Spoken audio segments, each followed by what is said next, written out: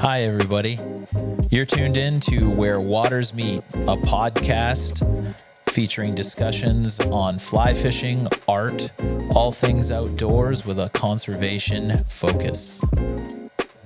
Hey, everybody. It's Alex and Johnny Oh, hey, man. and Mr. Mojave. Yeah, he doesn't look too thrilled to be here. No, he's, yeah. But we're here with Where Waters Meet podcast, and we're in the gallery at Western Maine Yurts, and we got an episode today, and we got John's buddy here. We got his guest, and he's something. He's cold because we turned on the heat for the gear reviews, and then we shut it off because John gets really hot and sweats. But Got the meat sweats. yeah, but Mojave doesn't have that problem. He looks No. like he likes it warm. Yeah, he'll be okay. He'll settle down. He'll fall asleep. He'll settle in eventually. But yeah, so that's guest number 3. We have our first 3 guest episode with Mojave, the American bully. Yep. Yeah. All right. But what have you been up to? Anything good? Oh, it's been a pretty quiet week. Yeah. You and I did a little outing. It was a beautiful day the other day. We did. We caught 0 fish, Yeah. and we had an awesome time though. Oh, it was a beautiful day. Yeah, it was. Yeah, we were. It had to have hit 50 where we were. Yeah, 55 is what I had. Yeah, and we went north, and it was a nice break from all the winter cold we had. It's been a very weird winter here in Maine. We had snow in December, then we had rain, then we had 5 weeks of sub-zero frigid cold where nobody could do anything. Yeah, it was just nice to be out. It was. It was very nice to be out. Have you been tying it all lately?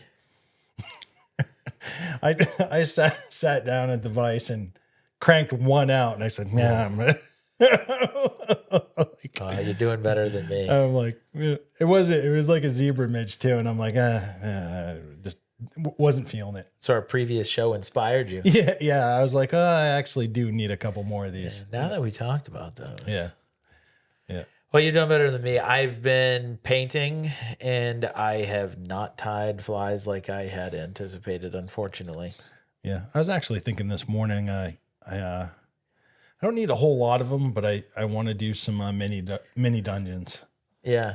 At least half a dozen or so. I'm down on those. I need to do that too. Maybe we should do that together. Maybe we ought to have an episode where we literally just set up our vices and sit here and chat for an hour. Yeah. People wouldn't be able to follow us. Crap on each other the whole time. Yeah. What are you doing that for? That's how you're going to do it? Yeah. I was just going to say the most John saying ever. Here with the yurts, that's what he'd do all the time to me. And Derek, he'd really get Derek pretty good to it too. So Derek would be doing something and John would just hover over him and say, "So that's how you're going to do it." Then you just walk away. Yeah. And then he'd probably come to you and go, And then- "What's up?" Yeah, that's how I was going to do it. Isn't that how everybody does it? No, I just was clarifying. I didn't know that That's one way. Yeah. I like to do it a little way that we call the right way. Oh, my word. All right. So. Yeah. I forgot what we were going to talk about. I know what we're going to talk about. I just don't know. I was going to add like a little sound snippet when I did it, and I just don't know. Which one to use for this? No. Not that one. No. No. Yeah, we can do that. On the Vice. On the Vice. Synthetics and naturals. Yeah. Yeah. And I think this is like a good topic because everybody has their own opinion on it. There's pros and cons to both. And I think, though, that even though I've only been tying for about 12 years, I think I've seen the biggest change in 12 years, like the advancement of synthetics and what's available for synthetic materials to tie with has like exploded in the last 12 years. It's hard to keep up. It is. Like every time you turn around, you're like, ooh, piece of candy. Yeah, every season there's something new. Yeah. And some of them are good and some of them aren't. You know what I mean? There's some that I don't really like, but I would say that the advancements in synthetics, and even in the last couple of years, I would say the advancement of synthetics that actually do a really good job of imitating some of the good qualities of naturals has improved. But anyways, for those that don't know, are newbies, there's, if you have tied flies or you haven't tied flies or you're a beginner tying flies, there's many different materials that you can use, and people get very creative and use things that aren't even materials, like chopping up giant microfiber mop heads and making mop flies. Oh, yeah. And like, anything that you can, use your imagination towards, you can do it. And that's what I think is really cool about it, is I like the creative aspect of it. And I love it when I see somebody that does something that's outside the box. But basically you can break the bulk of most of your materials down to either synthetic, man-made, or natural. And I think that what we think of when it comes to flies, like in olden days, is, you think of like deer hair and elk hair, and you think of using feathers and, Yep. and rabbit strip and, just all these natural things where you either, acquired them by eating whatever it was, ancient, times. And so I think there's always a nostalgia kind of factor to using natural materials, but there are certain natural materials that they haven't really imitated at all well with synthetics. Yeah, there's certain stuff you just can't replace, like a good deer hair Yeah. head or something like that. There's nothing synthetic that can replicate that. No, and also that can stay kind of light, because you have these animals and a lot of their hair was made to shed water too, and so it's like, how do you do that? Like And hollow at the same, yeah, exactly too. Like gives you that level of buoyancy, and you see people use the fettuccine foam, as opposed to deer hair, where it's basically just little teeny foam strips. And you can tie that in at the head, and then you can trim it. Yeah, and I've it's seen like some mouse patterns or something. yeah. And like, it just doesn't look as good. You know what I mean? And so I mean that you can kind of try to imitate a spun packed deer hair head, but it's not really quite the same. Yeah. And it doesn't really have the same look. And also the fettuccine foam is thicker, so it doesn't exactly have as good of a smoothed out look as like the deer hair. But Yeah, I've never even tried to use it before. yeah, no, I haven't tried to use it either. But I think when you get down the realm of naturals, probably I would say the biggest downfall or complaint that I could have that can be frustrating for new tires, or actually like tires of all skill levels, is the lack of consistency. And we've all run into that. That's the hard part. You get a bag of Marabou, it's awesome. Yep. And you get a bag of Marabou and you're like, I can use like two puffs of this Marabou for what I want to do. Yeah. And the rest of it's garbage. Yeah. And you and I we hit upon this the other day. Like a lot of the naturals now are coming in sealed containers and stuff where you can't open it and inspect it like you could in the past. Yeah. Fulling mills, especially. Yeah. Yep. And not knocking their stuff. They have some really high quality stuff, but man, I still want to open it up and go through it and like take a look at stuff. I agree with you. I went down to LL Bean and I bought one of their big strips of yellow dyed deer hair. Yeah. And I like that because I use that on zoo cougars or heifer groom. There's a bunch of different streamers that I really like using that like as the head of the fly. And so what was nice was it wasn't in a sealed package that was blacked out. It was in a clear package. You could open it up. Yeah. Good. I could look at it. And the big thing for me is like, do you want that? There's so many variables within deer hair. Do you want it to be a really thick, coarse deer hair? Do you want it to be a thinner deer hair, which depends on what size you're doing, what you're doing with it? And then the other thing was just there's a huge level of variability amongst the dyeing of it. And I know there's a lot of tyers that tie commercially and they dye their own hair because they want that.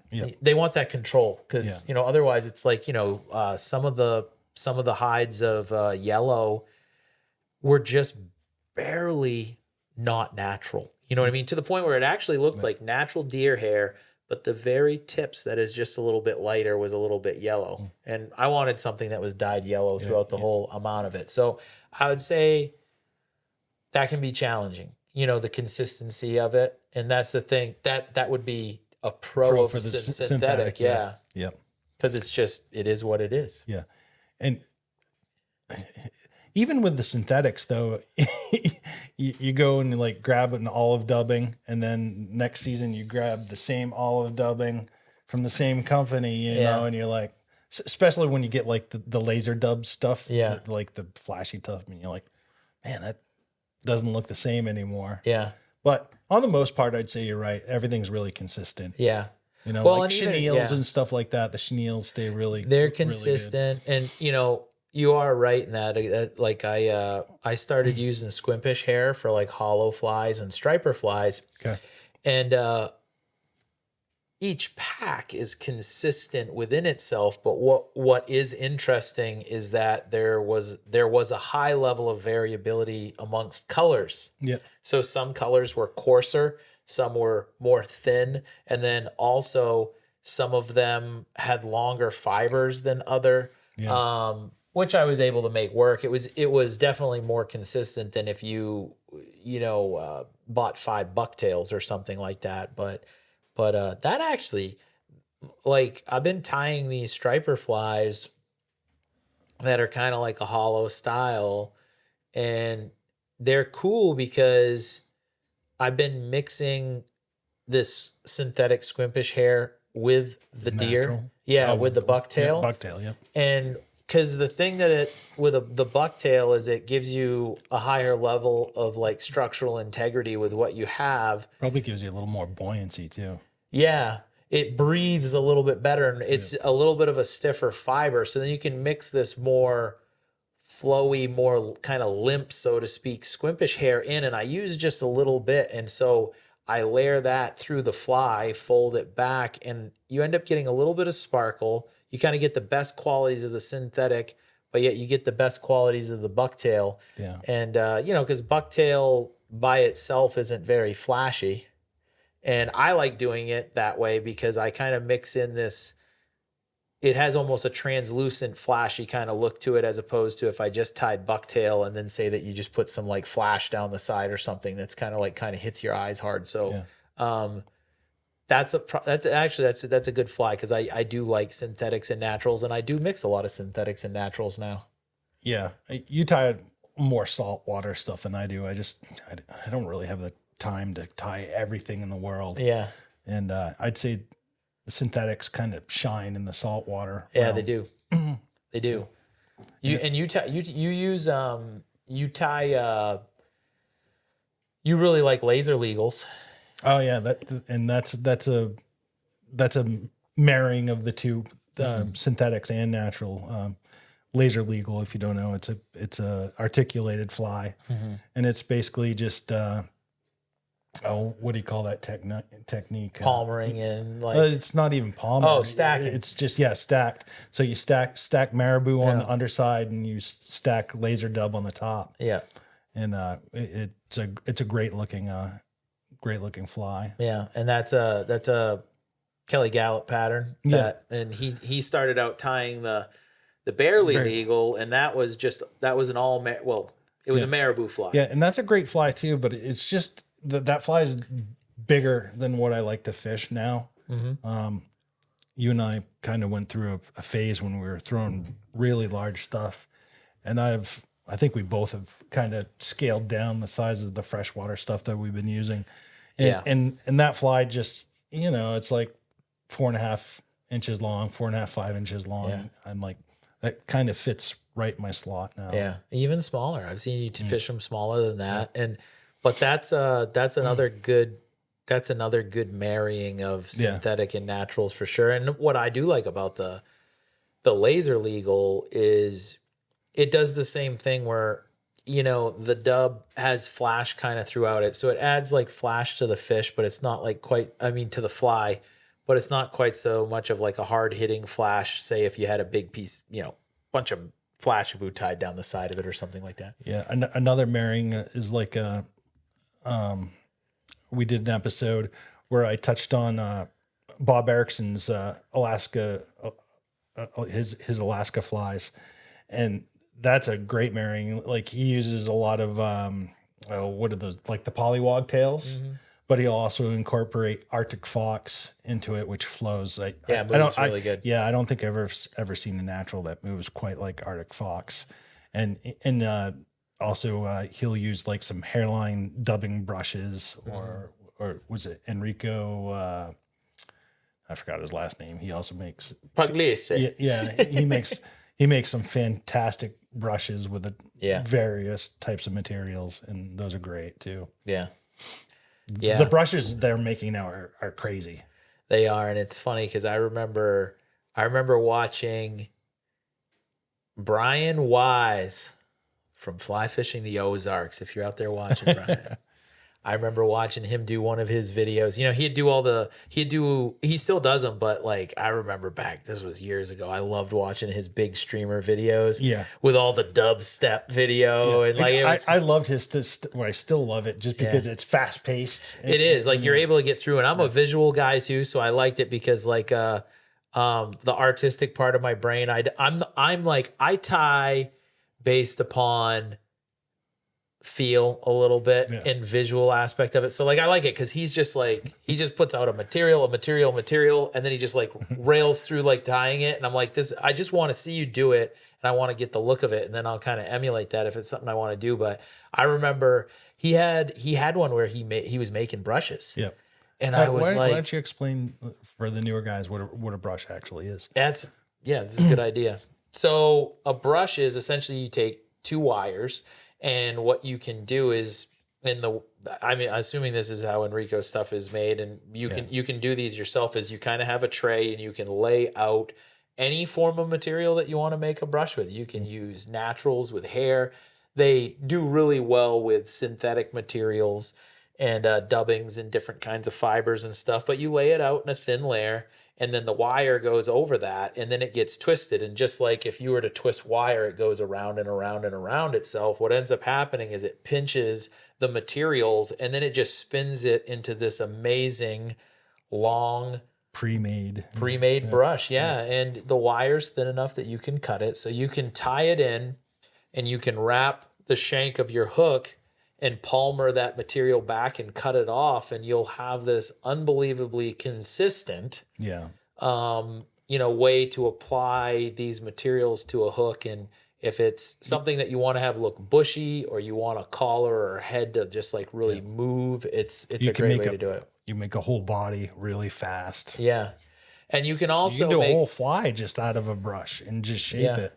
You can.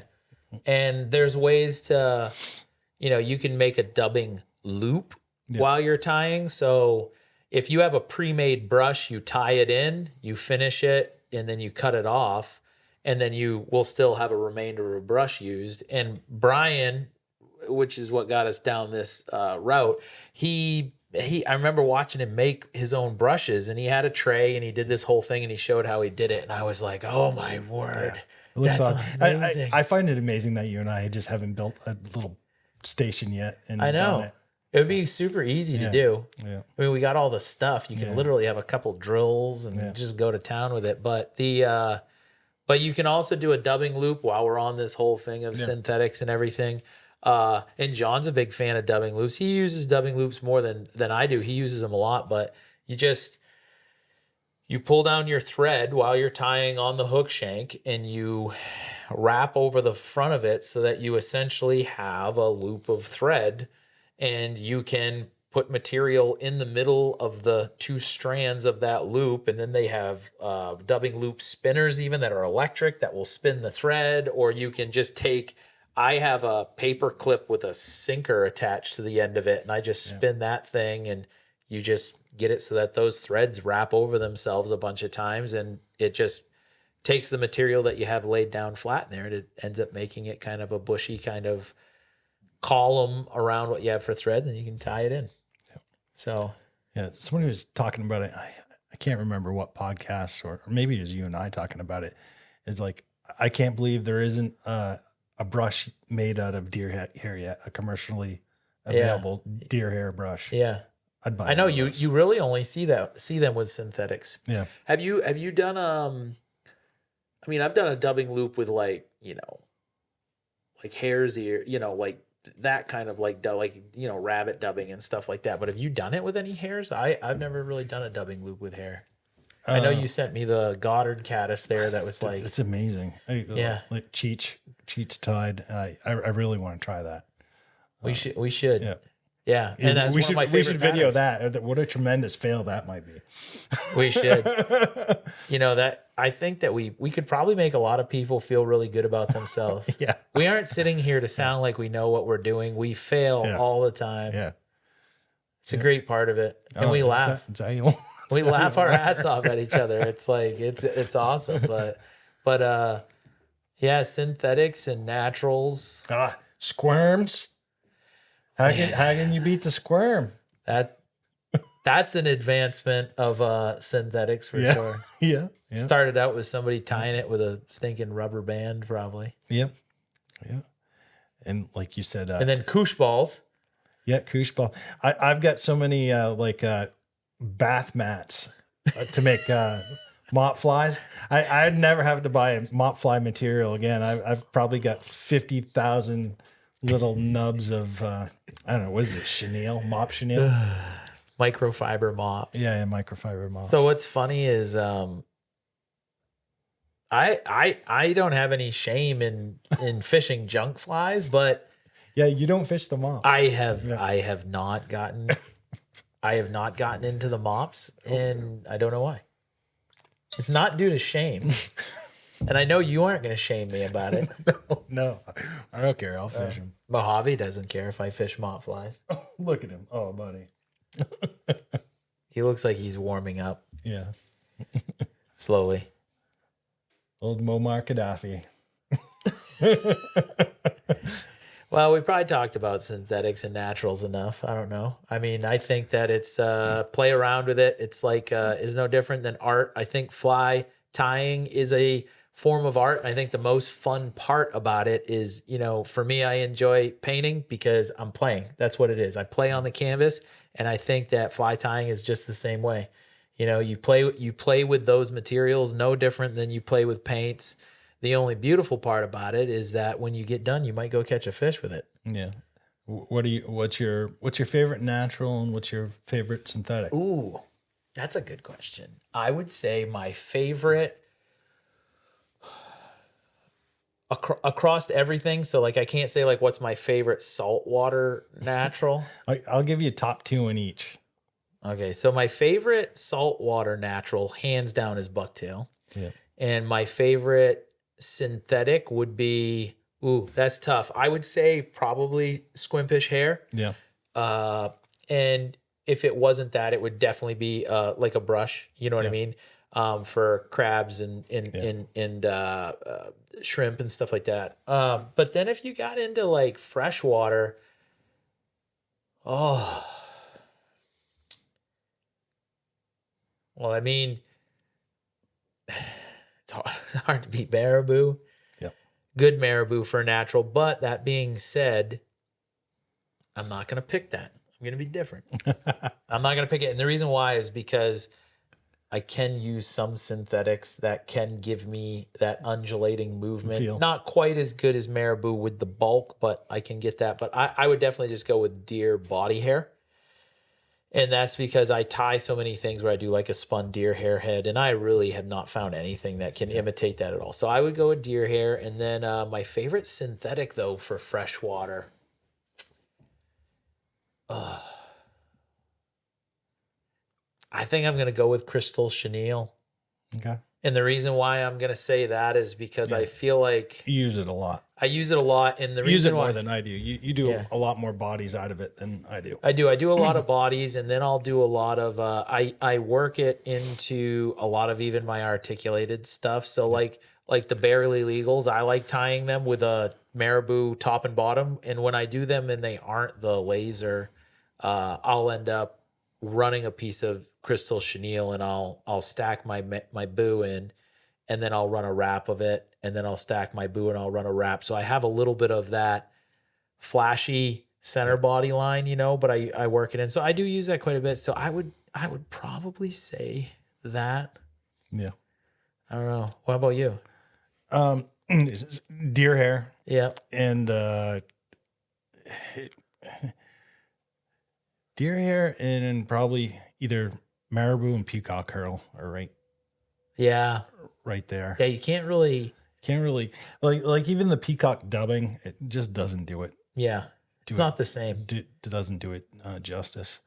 That level of iridescence that you get with real peacock, you just can't. Yeah. And I don't even know the full name. The F&F. Yeah. The Fritz and Fritz. Yeah, the Fritz jelly. I know. What did you call it the other week? I think I called it Fritz jelly. Fritz jelly. Yeah. Old Fritz jelly. Yeah. I use that a lot. Like, so we do egg pattern stealing omelets with it. Yeah. But I also do collars with it. And the slush version of that is really neat. The slush version makes a really neat collar. Yep. I collar my mop flies with it. With the F and yeah, and another and probably just any generic brush. It's hard to beat the synthetic brushes. I thought you were going to throw a laser dub in there. Oh, yeah, I'll take that. I'll take that back. I use tons of laser dub. Yeah. I like or Arizona dub. Semi seal. I like laser dub too. I kind of forgot about that till we brought that up, but that is probably another one of my favorite synthetics because I use that extremely sparsely in so many patterns. Yep. Like it mixes good with stuff too. It does, and just like even classic patterns, like actually a small pattern that's not streamer related, that would be a good like natural synthetic blend would be I love fishing partridge wets. So I love fishing partridge in orange and partridge in olive primarily. Yeah, you put just a little bit, just a little bit, and I'll run it. What I'll do is I'll wrap that hook bend with my orange or my olive, and then I just put the teeniest little bit of laser dub before I do my partridge. Yeah, you do a little tiny color, just the teeny. And it just gives it a little flash, and I do it loose so I can kind of brush it out. And it actually trails slightly off the hook, and yeah. No, that is nice. It gives it just a little bit, and like you're talking a little, so little that like you're literally pulling off like a couple fibers of like laser dub. It doesn't really take much, but yeah, that's kind of where the synthetics have taken us. But so you got through your synthetics. When you said for naturals though, you like deer hair. Deer hair, peacock curl.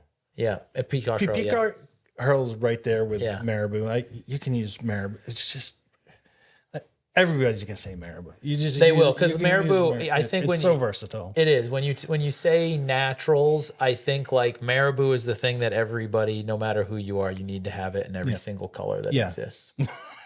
Yeah. Every color, not just some of them, but you just show up at the fly shop and you say, "What do you have for marabou in every color?" And I'll take them. Yeah, I'm sure I've got more colors than you. I've got like the bright pinks and the Alaska fly purples. Yeah, I got pinks and purples. I don't use them nearly as much, but I go through olive and white and black like. It's candy. Burn through olive. Yeah. And then if you start tying golden retrievers, then I don't know. We've been talking for like 30 minutes. I was like naturals and synthetics. I'm gonna be boring, but it actually wasn't. I had fun talking about it. Well, who knows? Maybe our But that's us. maybe Other our people ain't. right. But yeah, exactly. Listeners are gonna be like, "Oh my word, these guys, they just boring me to death," and we're like, "We're having a great time." Look how excited he is about that feather. Oh man. What did you do today at work, honey? We talked about synthetics and naturals. Okay. I'm happy for you, Alex. That's It was nice. good. All right. Anyways, we'll segue into the meat. Yeah, the meat and potatoes. The meat and potatoes. I actually don't know how profound it's going to be, but we did get a request from Mr. Chris, and he was wondering about our top 5 spring flies, and that right there is a whole other topic too that can get kind of deep. But we thought, why don't we blend that into just kind of spring fishing in general? So we'll kind of touch on like top 5 flies in spring fishing, but top five flies for us would definitely vary depending on where we're fishing.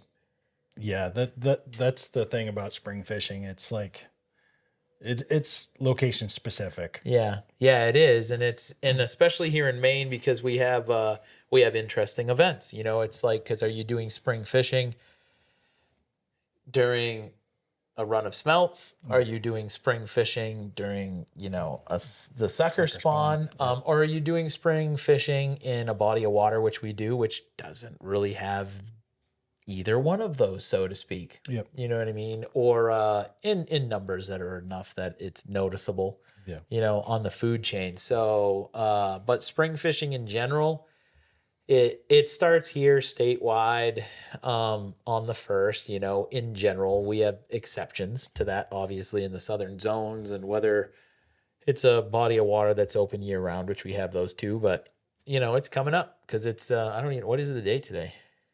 12th? 14th, I think. Oh geez, I lost 2 days. Gone. Yeah, pretty sure it's the 14th because I got to put a meat order in at the Bumpus Farm, and oh boy, Micah, go hit Micah. No, you're wrong. We're both wrong, John. What is it? We should have just split the difference. Is it 13th? It's the 13th. Yeah. Okay. Yep. So tomorrow I got to put my meat order in. We got problems. We don't even know what the hell the day is. Jeez. It's a good problem to have. Yeah, it's the worst problem. Yeah, that means that we haven't signed like 50 documents this morning with the date and our name on it and stuff. So, and I think that's a good thing. So, I think that's a great thing.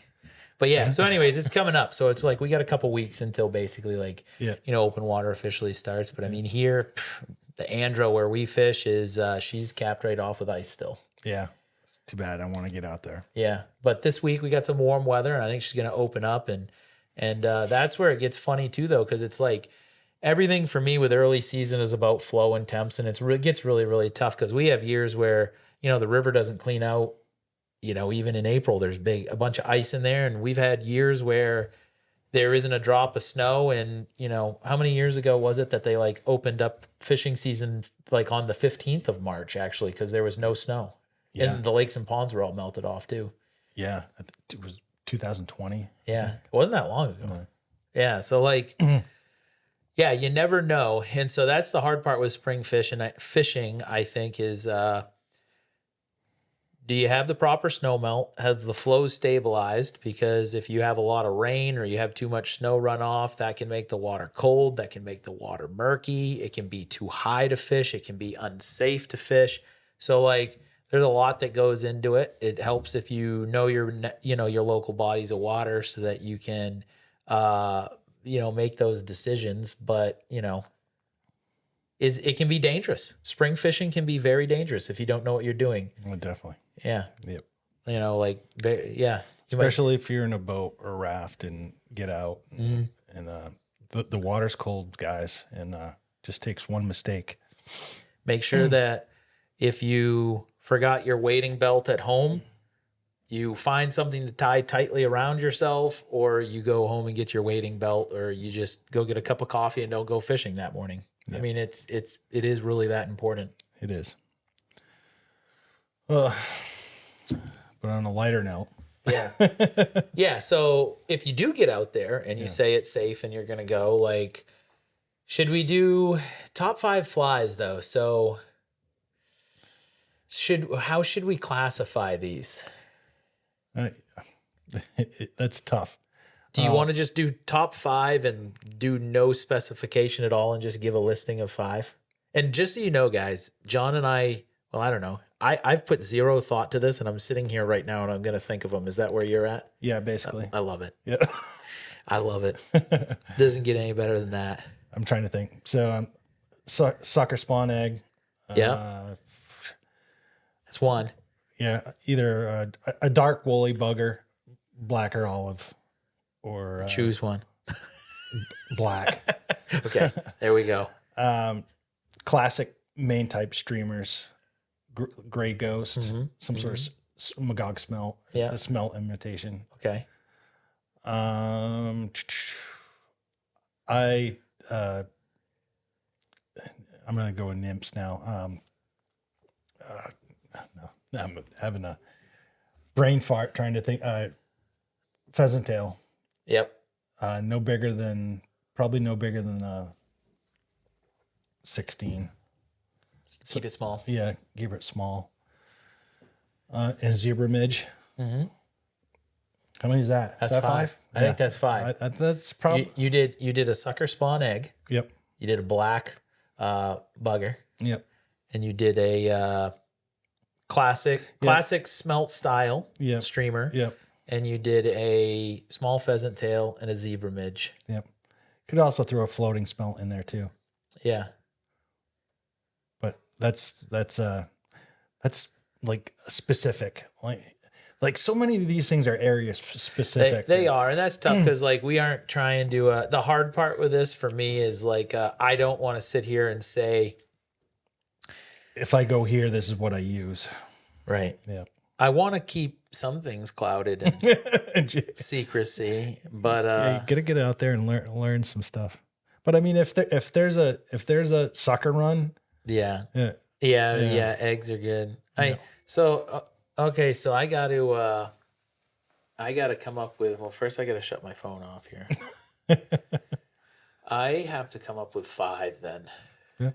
Should they be different than yours? No, I mean, let's see if I can do it. No, I mean, if they overlap, there's overlap, and there's overlap for a reason because it'll work. First thing I do is I dip all my flies in a vat of Gulp, shrimp flavored, and then I hang a worm off the back of my No, that's not true. So I would say I will give out. We've done the AP special on the Vice before. Yeah. So that's kind of a pattern that I kind of like that I use a lot, and it's I usually fish it in olive chenille with a hot bead in the front and marabou tail, and that's it. Yeah. And I fish that in the spring a lot. I kind of use that synonymously with woolly bugger. Yeah. Yeah, and that's the pattern I would also use. That's kind of a go-to for me. I do have a good response from aggressive fish in the spring that are larger, and so I do like a zoo cougar if I'm going to be searching in the spring. I've taken some nice fish on a coug, and I would say I actually really like copper johns in the spring if I'm nymphing. For some reason, I feel like a little bit of flash gets their attention a little bit more, although I feel like when it gets later in the year and their metabolic rate is a little higher and they're moving around more, I'll end up going less flash and more natural with a pheasant tail. Zebra midges are always great because the water's cold, and that's a great thing to have. I am a big stonefly nymph fan too. And I like them in the spring because I think a lot of times fish are kind of looking for that bigger meal, even if they're being lazy. That is, and I know a few bodies of water where those are great in the spring. Yeah, and I like using those as my lead fly, and I really like them if they're tied with 2 or 3 beads segmenting the body, because then I don't even need split shot and I can kind of get down. But that's if I'm nymphing. And oh boy, I would say, I do like semi-seal like style leeches in the spring, and rabbit strip leeches. The hard part in the spring is I still find that fish are kind of lethargic. And so I feel like it's tough because you really do oftentimes have to slow down your game. Yeah. And it's weird. I'm kind of, this is the one thing when I talk about spring fishing, I tend to like kind of go into from shore on foot type mode in my thought process when I'm not really thinking about the boat. If I'm on the boat, I'm right there with you with the rabbit strip style streamer. Yeah. Something that can go down kind of low and kind of slow, but yet you still have a nice undulating motion, even if you're fishing slower than you typically could. And you get these real subtle strikes. But that being said, I'll just mention real lightly, and I've already gone past 5 flies, so I don't know what that, but there's multiple places in the state of Maine where you can fish during the sucker spawn. So obviously sucker eggs are really good around that time to nymph with. And then the thing is if you're near a body of water or a lake or pond opening and, you have a smelt run, especially if the smelt run and then you have a little bit of a spike in water temp, you can have fish that do want to actually run around and kind of chase fish. So it is very, like you said, like spot specific, time of year specific too. Cause I don't know, when I say spring fishing, for some reason in my brain, I think April and May. Yep, me and too. then I think once I get into June, we're talking summertime fishing. Yep. So, and that being said, between April 1st and the end of May, you want to talk about having a high level of water flow variability and temp variability on the Andro, where we guide and fish a lot out of our drift boats, and it's huge. I mean, we've had the end of May when the water's it's already approaching 70 degrees. Yep. And then we have times where the water's still only 62, 60. Yeah. You just don't know. And that changes what we would fish, I guess, is what I'm getting at for flies. But so top 5 flies. So what did I say? I have no idea. You had the Coug. I had a cougar. I had an AP Special, special, which is a woolly bugger, crystal woolly bugger variation essentially. And I had a copper john. Oh, you had so many. Then and I had a rabbit strip. So I'll go with a rabbit strip leech, and I don't care what you want to do. If you want a slump buster or whatever it is you want. Yeah. And then you touched on the zebra midge. You also had a semi-seal leech. Yeah, I got too deep, so I probably gave out more than the 5. But those are. I think if we went out with your 5 and my 5, I think we'd probably be pretty well equipped. Yeah, and my pheasant tail nymph, mine is like a guide pheasant tail nymph. Yeah, it's nothing fancy. It's stripped down. It's got a hot bead. I fish them on the jig style hooks. Yeah. I tie them on the jig style. Sorry, excuse me.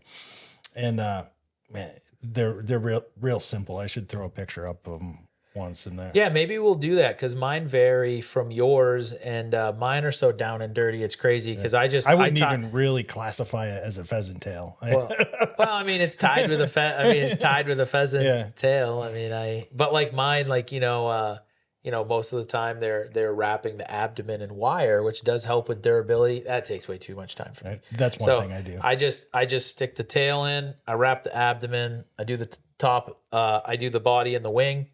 And then I usually either use a red or an orange thread, and then I just finish it off with that. So I give it that little hot spot in the front, and I usually don't even put a bead on it because I usually am fishing it below something heavy. Yeah, I do a bead, like the pheasant tail, then I wrap it pheasant tail, rib it in wire, and like little peacock dub or peacock. I don't even do a wing casing. Yeah. I do peacock dub too now, just because. It's faster. And a red hot spot with a, and Yeah. it's done. I actually got to do some of those. And they're slim. They're slim. Yep. Yeah, I keep mine slim too. And so I'll fish, 2 flies, that and a sucker spawn. Yeah, I do like I like a caddis pupa behind a sucker spawn egg too. That time of year. And that's probably why I put a bead on it, because there's nothing on that sucker spawn egg. It's a pretty light fly. Yeah. Well, you just got to dip it in more gulp and you got to put a bigger chunk of worm on there to get it down. Was it sink? Put sink on it. That's I never use that stuff. Gulp? No, no, I use that all the time, Alex. Oh, okay, yeah. Well, you're the one that taught me, so how do you think John catches all these big fish? Just dunking gulp containers. I just take a little battery coffee grinder now and just take earthworms and just dip the flies in that. Right in the coffee grinder. Yep, right in the coffee grinder, because I don't drink the coffee. No. Oh my word. We don't do that, people. Just to clarify. Since we got caught, we stopped. No one's going to ever take us seriously again. Oh, my word. But, all right. Well, let's move on for that. So top 5 flies, we kind of went through that. And like we said, there's a high level of variability. And we're only talking about where we fish in the spring. So, I mean, that's obviously different. Everybody that's listening is not from the state of Maine. So, you might live in Texas and, you might have your top 5 redfish flies, and they have nothing to do with trout like us. So anyways, but gear, like spring gear. Yeah. Kind of got to be ready for everything. Cold, warm. Yeah. Layers. Yeah. That's like where it's good to kind of have a backpack if you're going out on foot. I mean, it's kind of like in the fall too. It's that same way where it's like, you wake up in the morning and you could need a full on, insulated jacket and everything. And then it could, you could have a temperature swing of over 30 degrees throughout the course of the day. And then you're frying your butt off. Yep. I usually have basically the same stuff, except a little more clothes. Yeah. Got my thermometer, my weighting staff. Yeah. My belt. Yeah, I make sure to layer up. I think layering up onto your waders is good. Like, I mean, the hard part is like if your legs and feet get cold and you're standing in the water, there's not a lot you can do. It's not unless you wanted to get out and take everything off and then put more layers on. So I tend to wool socks. Yeah, I tend to dress a little warmer in my wader, and then if I got to strip a layer off, it'd be a top layer. Yeah.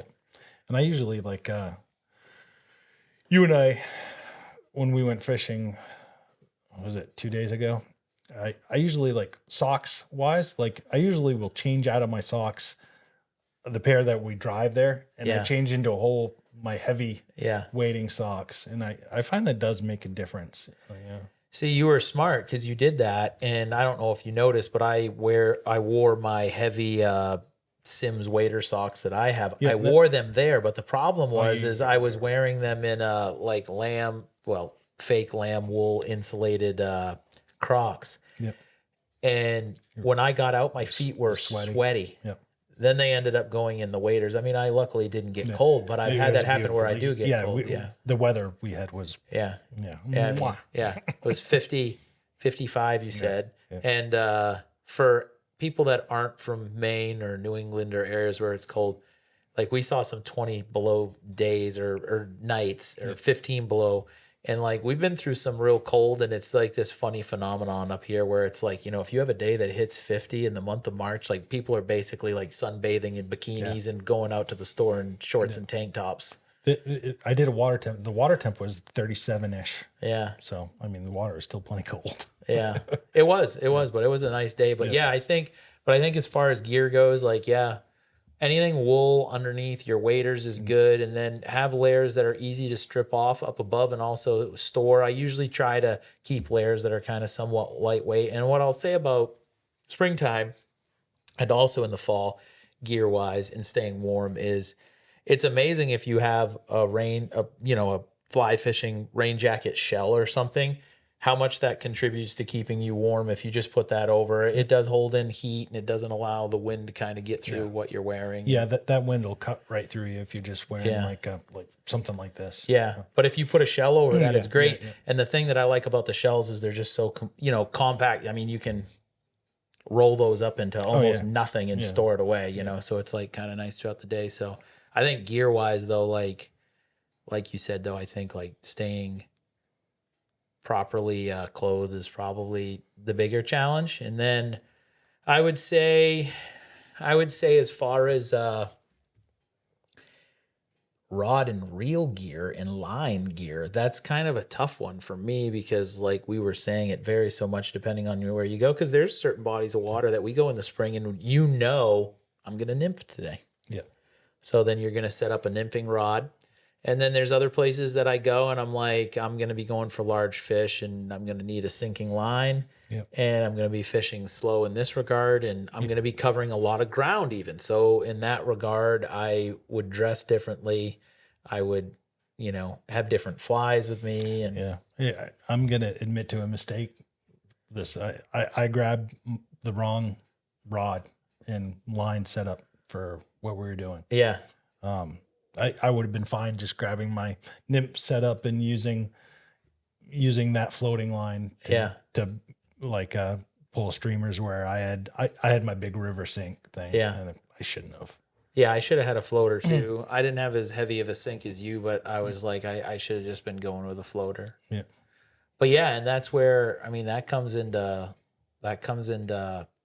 play where you go and, we didn't want to walk with multiple rods, but there's a lot of times where we do. And we also, it was newish waters to us. We don't fish up there a lot. No, we don't. And, but there are times where you will fish in the spring where I will say you might nymph and you might streamer fish. And I've done it many times where I have 2 rods with me. Yeah, me too. And because you just know, that's what you're going to need. Yeah. And sometimes that comes with experience because you've fished the body of water and you're like, well, I'm going to be productive nymphing this section, but I'm going to be productive probably streamer fishing here. So you bring them along, or you just don't know what's going to work for the day. So you kind of like. Usually in the spring when I'm out gallivanting around, I've a dedicated nymph rod and a floating streamer rod. Yeah. A lot of the times. Yeah. And that's what I should have stuck with. Yeah. But and that's if you're on foot. If you're in your boat, we obviously have everything we need in our boat. Like, if we're talking about spring boat fishing, like we just we bring like usually Vanna opening the curtain. Yeah. Here it is. Choose your weapon. Yeah, we keep it all in there. But I would say also from a drift boat, even in the early spring, the river that we fish here is so big. We don't really nymph that much. There's runs that we know are productive that will have fish consolidated, and we do sometimes nymph those, but there's so much searching that goes into the style of how we fish. So we're usually looking for fish to give up their location based upon them rising, or we know where they are and we target larger areas where we know they might be, subsurface streamer fishing or swinging wets and what have you. So, we do nymph, but it's not as often on the Andro. No. Very specific places. Yeah. Yeah. And and it's pretty. If I'm just bored. Yeah. And like you do it a lot out of the back of the boat, and we've had some very productive days with that. That's the thing with a drift boat. Do it to explore more than anything. Getting bored. But the thing too is like from a drift boat, like it can be kind of tough because, really, if you want to nymph, you don't want to nymph in the front of the boat. It's really hard if you get an angler that really is loves the nymph, which does happen. There's a lot of people that fly fish that don't really know anything other than nymphing because they started out that way and they caught quite a few fish that way, and so they don't really advance to other styles of fishing. And I've had people like that in the boat. It's tough when they're in the front because they're always trying to throw over your oars and they're always trying to throw into the people behind them. And the nice thing, though, if you're in the back of the boat, is I'm just in my own bunch of real estate. I was just in my own world back there. I thought I heard a grunt. He's still alive. He's so happy and cute back there. He's our mascot now. It's been decided. Yeah. I need to make a concerted effort to bring him, socialize him. Yeah, you should bring him up every time. Well, he grew up here. He did. Yeah. He did. Yeah. Him and Finn, Yep. my Great Dane, and Mo with his heart condition back then. The poor guy. We didn't know. Oh my word! He would I'm just like, sit there. He's the best dog. He never moves. He was so calm, and then poor Mo, because Finn would just attack him all the time, and he was so just like laid back about it because he couldn't breathe. 2 heart surgeries later. Yeah, and he's here. Oh my word! Yeah, you remember he'd like him and Finn would go out in the woods, and then like Finn would come back, and you'd look, and Mo would just be like sitting out in the woods, and I think couldn't find him. He's like yeah, he does blend in. Oh. But I think he was taking breaks. I think he was probably trying to come back, and he's like, well, just going to breathe here for a little bit. Mojave. He goes out on the boat. Yeah, he does. Yeah. Fish liquor. Yeah, he's not the best. Like, he doesn't go wade fishing with me. He's not the most respectful dog because he loves splashing in the water, and he likes eating fish. They look good. Yeah. So he's more into the catching, not so much the releasing part of it. He likes the boat though. He'll sit up on the bow. I need to take Finn out this year in the boat because we lost Boom, and it was just really tough with both Great Danes, but I'm really curious how he'll do. And Boom, we had to stop having Boom go in the drift boat. I mean, you remember he grew up in the boat with us that summer when he was a puppy, and he actually really did. He really loved it, and he liked swimming, but the hard part was he got up to 189 pounds.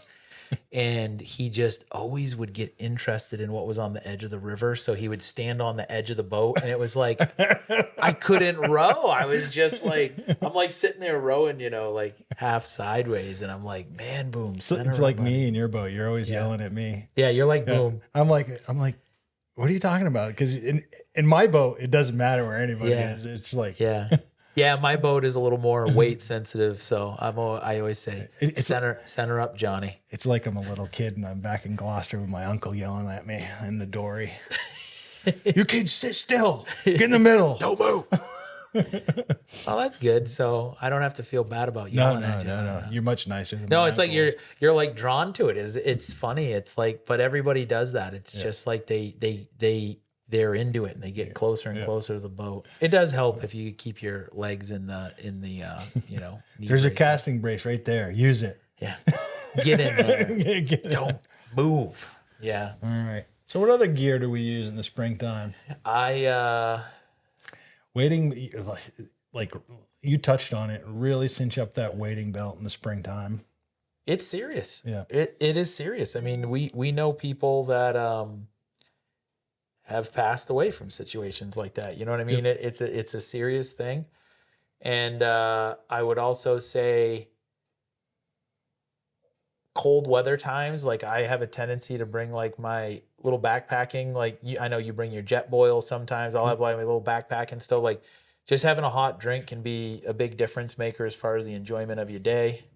Boil up some hot dogs. What Stephen Marster say? Like, you guys are a bunch of hot dogs. Yeah. I mean, I take pride in that, really. But there's a lot of little cold weather tricks that we use in the fall too. You know, don't waste that hot dog water. It can warm your feet up. Yeah. You can just, you got your waders on, your stocking feet, and boil water or eat your hot dogs and take the hot water and you pour it right down your boots. Yeah. And we're out there when it's still cold enough that we're actively looking for chunks of ice coming down too. Yeah. Can knock you right off the footing. Yep. Can knock you off anchor. Yep. Well, do you remember that? You remember that time that we were out with Joe in my raft and we got bonked by a big piece of ice, and that was that kind of was an eye opener too. That was big. I mean, the sheet of ice was bigger than the raft. It was, and like so, even if you're in the river. And what happened was we had floated miles and we hadn't seen any ice. Yeah. But it was a nice warm day. And then, you got to keep your eyes upstream when you're in the raft or boat, because what ended up happening is we're just fishing. And I thought that Joe had fallen out of the back of the boat. and we got hit by a big block of ice. But there was a reservoir and a dam up above us, and whether there was ice that broke up in the still water above that came over the dam and came down, I don't really know where it came from. And then we started seeing more ice throughout the day. We kind of had an ice hatch because it had warmed up. So yeah, it's kind of a tough thing. Like you gotta be safe. It's great to get out, but you gotta be safe. And it's really scary because we anchor up. We sometimes hop out of the raft or drift boat. You know? And one of those that sheet came out of nowhere. Yeah, it could definitely pull an anchor hold. And so you got to pay attention. And I think something that we didn't mention that I will mention for people is that, are new, is that you need to think differently in the spring about how you do go about dissecting water. So what I'll say is, like, as the water trends kind of warm and you see trout move into sometimes fast water, depending on the species, like we see bows and super fast water around here and what have you. But like in the spring, it's more like winter fishing, in that oftentimes you're really kind of looking for that time and day when, the water rises in temp slightly. And, it's weird in that sometimes you do good on a cold day that has that first warm snap because you don't have a lot of melting yet. So that river might bump a degree or 2 or 3, and that's enough to get the bite going on. And what I'll say also is that what you consider ideal times during ideal water temp months is not necessarily the ideal times in the spring or the fall or the winter. So when you talk about those times to fish, what I would explain it as is that your bite windows, meaning the time when fish decide to feed, is typically much, much smaller. And it is actually really hard to predict what time of day it's going to be. Yeah. I mean, you could have a beautiful day, and that beautiful day's melting all the snow, and all that snow runs off into the river, and it actually cools the river. It actually gets colder. So you're thinking, oh, this is going to be great. And maybe an hour before, the water was like 3 degrees warmer. Yeah. Yeah. And you could, and also when that snow comes in, you could also have water clarity really kind of get messed up. And that's not to say that fish don't feed when the water's murky, but you might have a perfect water temp time that only existed for 45 minutes before that event kind of all happened. And so, yeah, you gotta, getting up and starting super early in the morning isn't always the best thing. Sometimes you're going to have a 1 o'clock bite window, but sometimes it is still getting up super early. There's a lot of variables that go into that. And that's also body of water specific too. For sure. And weather specific. So it's a harder time to catch fish in rivers, which is what we're talking about. It's got a higher level of variability. But in general, what I would say is I usually am trying to find soft seams that might be near fast water. But, in general, I find fish that are in slower water than I do at other more optimal attempt times. Yeah. My ideal is like riffly into a slow bucket. Yeah. Something with a little depth to it where it's a little warmer down. Yeah, and sometimes you do even find them in areas that look kind of like somewhat fast, but they are sitting in kind of a bucket where the flow is kind of able to kiss right over the top of them, and they can kind of sit in there. So you got to slow up your game. You got to slow up your presentation. You got to be a little bit more methodical. Yep. I'm not quite as prone to cover tons of ground in the spring. I will a lot of times overfish areas in comparison to other times of the year, just because it really a lot of times does get down to having the perfect presentation with the perfect fly pattern. Whereas at more optimal times, you might find fish that are more willing to take things that are iffy or moving faster. They're a little more selective. So it's a good time to get out. It's a good time to also be discouraged because you feel like you didn't catch any fish, but don't let that happen, and, get out there, have a good time. And it can also be, if you hit something right, it can be magical. It's a great time of year. I mean, I've hit some sucker spawns where you're like, oh my God. Yeah. But other days, you know, like it's slow. It's Yeah. hard. You're working for a fish. Yeah, and when you have and even when you get in places that don't have sucker spawns or smelt runs and things like that, and say that they're feeding on naturals like bugs and different things like that, still like you can have these weird times where the fact that they do have a condensed feeding window that literally is like the optimum time, and they come out and they feed for 30 minutes in the middle of the day, it can be hard. like, yeah, they do it hard and then they just shut right off. But Yep. you know, oftentimes that's over wild fish and they know what they're doing and they're feeding at a specific time because that's when they should. And then they're going to sit there and watch your fly pattern go by and thumb their nose at you because they're going to choose life. Yeah. Well, Yeah. I don't know. Spring fishing. Yeah. Do it. Synthetic and naturals. Yeah. Mix them up. Have some fun. It's getting time. We're down to just, I don't know, 3 weeks. Yeah. 3-ish weeks. I'm excited. Yeah. I'm excited. I mean, our fishery here is open year round. So if Yeah. if this ice breaks and we got a 60-degree day and the flows are stable, I'm I'm gonna out get there. out. Yeah. As long as we can get a boat in. We'll have to see about the snow. Yeah. Go sledding. We can go steal a mini raft. Yeah. Yeah, we'll do that. I like that idea. All right, guys. Well, appreciate you listening. Make sure to leave some comments if you guys have any other shows that you'd like or on the that you'd like us to talk about or on the Vice patterns, or if there's something that you'd like us to discuss in regards to fly tying in general. Yeah. Do our best. Yeah, leave it in. Maybe it will give us we'll get some pro to come in too, and Yeah. That'd be great. There's a bunch of guys. yeah would like to. yeah. If there's any guests you'd like to see, let us know as well. I'll sit back there where Mo is. Yeah, he'll just cuddle with Mojave. But yeah, make sure to subscribe and like, and any suggestions that you guys have, leave it in the comment section, and we appreciate you guys listening to us. Yeah. Good talk. Yeah, thanks, Sean. Yeah. Thanks, Alex. All right, see you. Bye.